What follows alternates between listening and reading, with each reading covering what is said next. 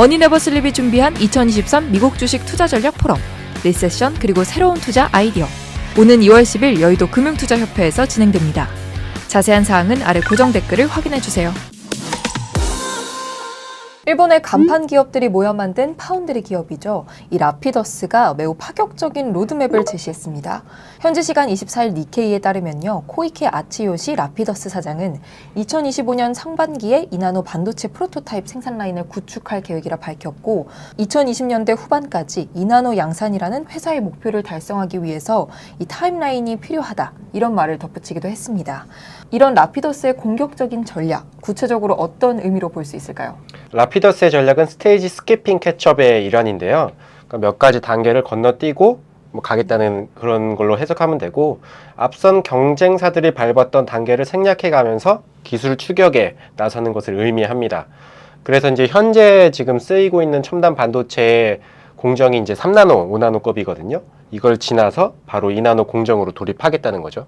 그 2025년 상반기까지 바로 이나노 공정에 도달한다, 이나노 프로토타입에 도달한다는 계획이 꽤나 과감한 청사진으로 보이는데요. 이번에 사장이 이렇게 밝힌 거는 처음이거든요. 2025년에 이나노 프로토타입으로 만들겠다고 밝힌 건요. 근데 이제 이거를 우리가 좀 더 정확히 알려면 TSMC, 삼성전자랑 좀 비교를 해봐야 돼요. 그래서 TSMC, 삼성전자가 어떤 로드맵을 그렸었는지, 어떤 이야기를 했었는지를 알면 이 계획이 얼마나 좀 과감한지를 파악할 수 있거든요. 그래서 TSMC는 2025년에 2나노 공정 양산을 계획하고 있습니다. 그러니까 프로토타입이 아니고 양산이죠. 그리고 시험 생산, 여기서 말하는 시험 생산은 앞서 그 코이케 야치요시 사장이 얘기했던 프로토타입을 얘기하는 거고, 이게 이제 2024년 돌입할 예정이라고 밝혔었고요. 삼성전자 역시 2025년 2나노, 2027년 1.4나노 공정을 도입할 계획이라고 밝힌 바 있습니다. 삼성전자도 한 2024년에 이제 시험 생산을 해야 되는 거고요. 그러면 TSMC와 삼성전자는 모두 2025년에 2나노 양산 계획을 그리고 있는 거죠. 그리고 미국의 인텔은 좀 더 공격적인 로드맵을 제시한 바 있는데, 2024년에 2나노 공정 상용화에 돌입하겠다는 것을 밝혔어요. 1년 정도 앞선 시기네요. 그렇죠. 대략적으로 보면 이제 이게 밀리고 당기고 이런 과정이 있을 테고, 그럼 TSMC, 삼성전자, 그리고 인텔까지 해서 2024년에 프로토타입, 2025년에 양산, 대략적으로 이런 그림으로 볼 수가 있는데요. 프로토타입 기준으로 보면요, 라피더스는 삼성전자나 TSMC보다 1년 정도 뒤늦게 이제 프로토타입 계획을 생각을 하고 있는 거고, 이제 양산 시점 기준으로 보면 조금 더 격차가 나겠죠. 한 1년 이상에서 2년 정도의 차이가 날 수 있다고 보는 건데요. 이거는 이제 라피더스가 설립 당시에 미국 IBM과의 기술 제휴를 통해서 향후 5년 내 2나노급 반도체를 양산하겠다고 밝힌 것과 관련된 이야기입니다. 그러니까 당시 발표 당시로 해서 5년 뒤면에는 2027년이거든요. 그러면 이거는 이제 TSMC나 삼성전자의 양산 시점보다는 2년 정도 뒤가 되겠죠.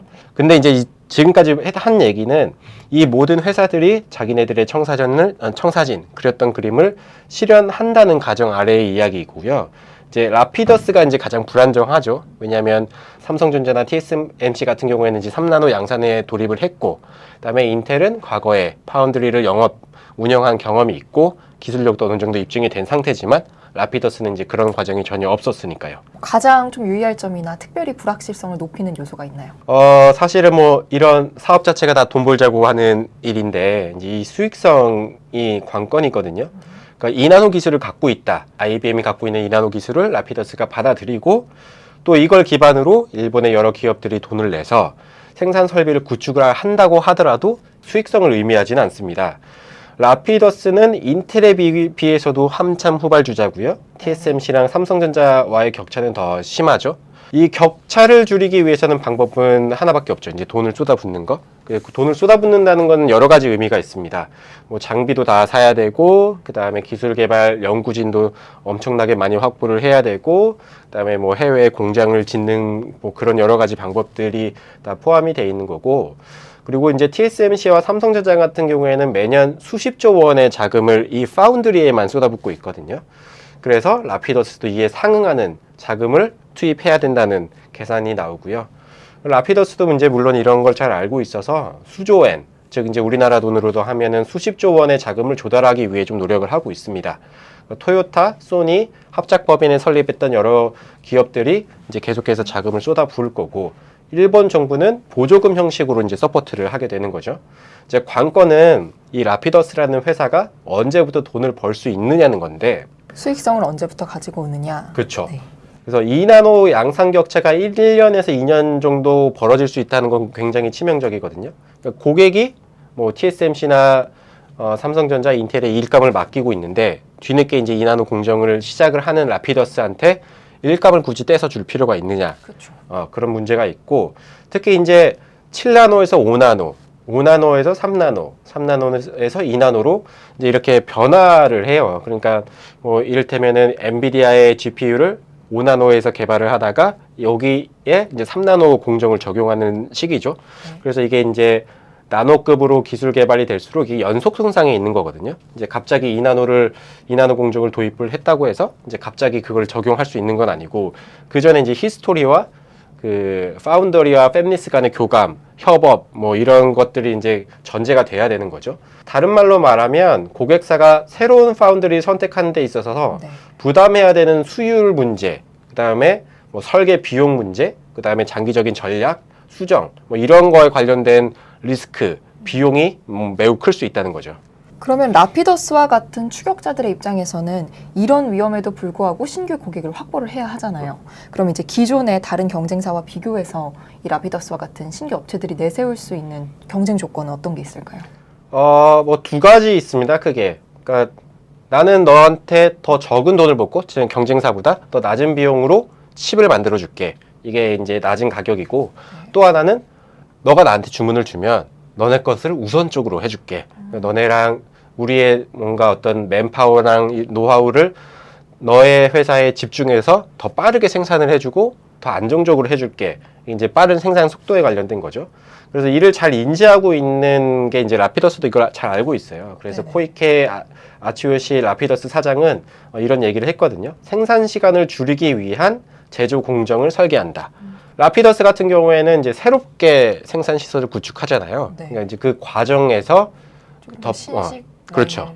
좀 더 좀 파격적이고 고객한테 더 빠르게 뭔가 칩을 제공할 수 있는 뭐 그런 시스템을 만들겠다는 의미로 보이고요. 그래서 이미 이제 TSMC랑 삼성전자는 이제 물량적으로 봐서는 한참 우위를 점하고 있으니까 뭐 이른바 이제 short delivery times, 짧은 배송 시간을 활용하겠다는 겁니다.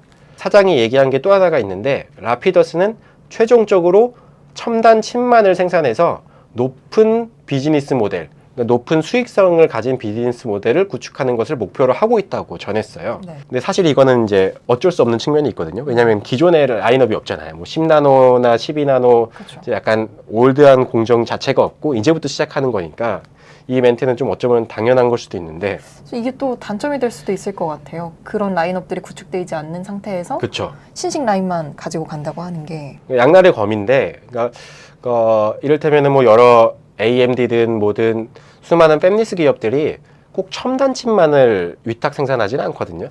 그러니까 뭐 매우 다양한 종류의 칩을 생산을 하는데, TSMC에서는 뭐 7나노급도 해결할 수 있고 2나노급도 해결할 수 있는데, 라피더스에서는 2나노급밖에 안 된다. 네. 그러면 당연히 더 다양한 나노급 공정을 가진 파운드리가 유리한 입장에 서 있는 거죠. 물론 이제 이 문제는 뭐 라피더스가 뭐 좀 레거시 공정, 이른바 10나노보다 이제 더 떨어지는 그런 파운드리를 인수하는 전략을 취할 수도 있는데, 사실 이제 그런 파운더리가 소속된 국가들이 대만이나 미국이에요. 근데 이제 이게 그 국가별로 반도체 우위 경쟁이 좀 심해지면서 사실상 이런 기업들을 인수하게끔 놔두진 않을 거거든요. 네. 결과적으로 보면은 이 코이케 아치요시 라피더스 사장이 지속적으로 말했듯이 이 라피더스가 수익 단계에 먼저 도달하기 위해서는 기존의 삼성전자나 TSMC와 비교해서 이제 훨씬 앞선 첨단 공정을 필수적으로 확보해야 한다는 의미겠네요. 그렇죠. 그 니치 마켓에서 기술적 우위에 도달해야 된다는 건데, 이게 또 좀 애매한 게, 네. 그러니까 파운드리라고 하는 거, 위탁 생산을 해준다는 것, 그 비즈니스 모델 자체는 한꺼번에 많이 만들어서 비용을 낮춰주겠다는 의미잖아요. 대량의 그렇죠. 물건을 받았을 때. 하청업체 혹은 위탁 생산업체의 비즈니스 모델의 근간은 규모의 경쟁인 거거든요. 그러니까 이 기업 저 기업에서 오는 여러 가지 물량을 합쳐서 나의 기술력으로 뭐 조금씩의 변형만 줘서 다 같이 만들어주겠다는 건데 공정의 수가 적으면, 그러니까 뭐 이런 것들이 유효할 것인지가 문제인 거죠. 이 파운드리 생태계 내에서요. 어떻게 보면 그 규모의 경쟁에서 한 발짝 물러나 있는 상황이 그렇죠. 되는 거네요. 그래서 이제 관건은 이 수익성을 내기까지는 정말 오랜 시간이 걸릴 텐데, 이제 일본의 이제 대표 기업들 그리고 이제 정부가 얼마나 오랫동안 라피더스에 돈 줄 역할을 해줄 수 있을 건지, 그리고 이제 이들 이외에 어떤 재무적 투자자들이 라피더스를 믿고 돈을 투자할 수 있는지, 또 이제 최근에 이제 경기가 침체 국면으로 가고 있고 이게 뭐 장기화될 수도 있다는 이야기도 나오고 있잖아요. 그래서 이런 외부 변수에 과연 이제 이 합작법인에 참여한 기업들이랑 뭐 일본 정부가 얼마나 이 기조, 첨단 반도체 공정 그리고 파운드리의 역량을 자국 내에 확보해야만 한다는 이 기조를 얼마나 좀 강력하게 유지해 나갈 수 있는지가 저로서는 이제 가장 큰 관건일 것으로 보입니다.